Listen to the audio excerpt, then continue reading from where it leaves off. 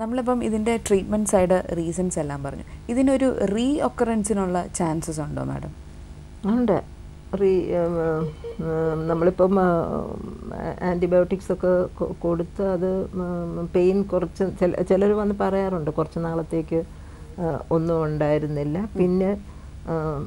പിന്നെയും അത് രണ്ടാമത് വന്നു എന്നൊക്കെയുള്ള അത് പറയാറുണ്ട്. പിന്നെ ഈ അഡീഷൻസ്, ഈ ഒരു പ്രീവിയസ് സർജറി കഴിഞ്ഞിട്ടുള്ള അഡീഷൻസ്, ഡെൻസ് അഡീഷൻസ് ആണെന്നുണ്ടെങ്കിൽ അത് ഒരു ലാപ്രോസ്കോപ്പി ചെയ്ത് അഡീഷൻ റിലീവ് ചെയ്താൽ ചിലർക്ക് പ്രയോജനം കാണും. പക്ഷേ ഇപ്പോഴത്തെ പുതിയ സ്റ്റഡീസ് എല്ലാം പറയുന്നത് അങ്ങനെ നമ്മൾ ലാപ്രോസ്കോപ്പി ചെയ്ത് അഡീഷൻസ് എല്ലാം മാറ്റിക്കഴിഞ്ഞാലും പിന്നെയും അത് രണ്ടാമതും അഡീഷൻ ഉണ്ടാകാനുള്ള സാധ്യത ഉണ്ടെന്നുള്ളത് കൊണ്ടാണ്. അതുകൊണ്ട് എപ്പോഴും ഒരു രണ്ടാമതൊരു വരാനുള്ള സാധ്യതയെല്ലാം ഉണ്ട്.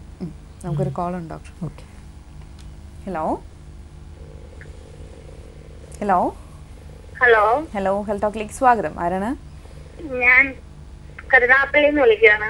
ഡോക്ടറിനോട് ചോദിച്ചോളൂ മാഡം. പിന്നെ വയ്യാതാവുമ്പോഴേ പീരീഡാവുമ്പോഴേ പറയൂ.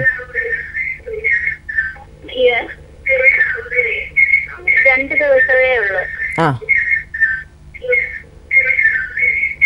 നേരത്തെ പിന്നെ അങ്ങോട്ടില്ല. ശരീരം വന്നിട്ട്. മാഡം ടിവിയുടെ വോളിയം കുറച്ച് വെക്കണേ.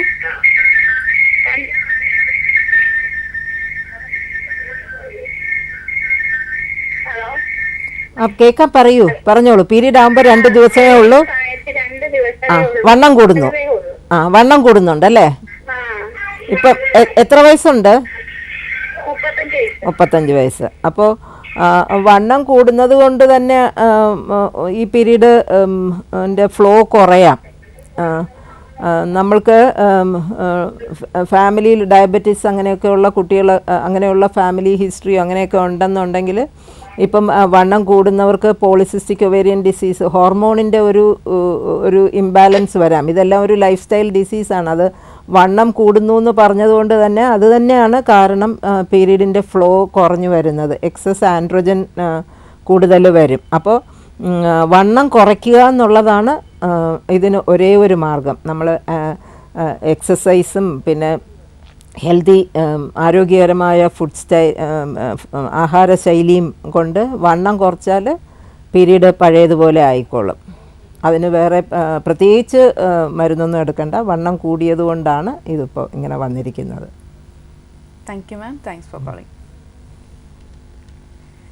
ഡോക്ടറിന് നമ്മൾ ഇതിനെ ഈ ഒരു ഡിഫറൻഷ്യേറ്റ് ചെയ്യാനായിട്ട് ഈ പെയിൻ, ഇപ്പോൾ നമ്മൾ സാധാരണയായിട്ട് പൊതുവേ ഇപ്പോൾ എല്ലാവരും, അതായത് ചെറിയ പ്രായത്തിലുള്ള കുട്ടികളാണെങ്കിൽ പോലും എപ്പോഴും പറയാറുണ്ട് ഈ പീരീഡ്സിൻ്റെ സമയത്തുള്ള വേദന, ചിലപ്പം ചിലർക്കത് സഹിക്കാൻ പറ്റാത്ത വേദനയായിട്ട്. അപ്പം ഇതിനെ നമ്മൾ ഡിഫറൻഷ്യേറ്റ് ചെയ്യണമല്ലോ. ഇപ്പോൾ നമ്മൾ ക്രോണിക് ഒരു പെൽവിക് പെയിനും അല്ലാതെ നോർമൽ ഒരു പീരീഡ്സിൻ്റെ സമയത്ത് ഉണ്ടാകുന്ന ഒരു പെയിനും തമ്മിൽ അതിനെ നമുക്ക് എങ്ങനെയാണ് സാധാരണ രീതിയിൽ ഡിഫറൻഷ്യേറ്റ് ചെയ്യാൻ പറ്റുക? അല്ല, ചെറിയ കുട്ടികൾക്ക് അങ്ങനെ ഒരു ഇതിപ്പം ഇതിന് എപ്പോഴും ഒരു ഇൻഫെക്ഷൻ്റെ ഒരു കോസറ്റീവ് ഫാക്ടർ കാണും.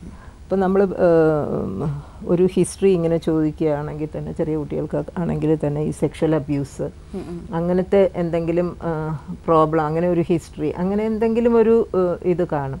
അല്ലാതെ ഒരു ഇൻഫെക്ഷൻ വരാതെ ഇങ്ങനെ ഒരു ക്രോണിക് പെൽവിക് പെയിനായിട്ട് കാണില്ല. പിന്നെ ചെറിയ കുട്ടികൾക്കൊക്കെ ഒരു സൈക്കോളജിക്കൽ ഒരു ഇതാണ് എക്സാമിനേഷൻ്റെ പേടി, പിന്നെ പഠിക്കാനുള്ളതിൻ്റെ ആ ഒരു ഇത്. അപ്പോൾ ഒരു ഇതിനൊരു സൈക്കോളജിക്കൽ ഒരു ആസ്പെക്റ്റ് ഇവിടെ ഉണ്ട്. ഡിപ്രഷൻ, ആങ്സൈറ്റി അങ്ങനത്തെ ഒരു ഇത് വരുമ്പോൾ അതിന് നമ്മൾ കൗൺസിൽ ചെയ്യുക എന്നുള്ളതാണ് അതിൻ്റെ ഒരു.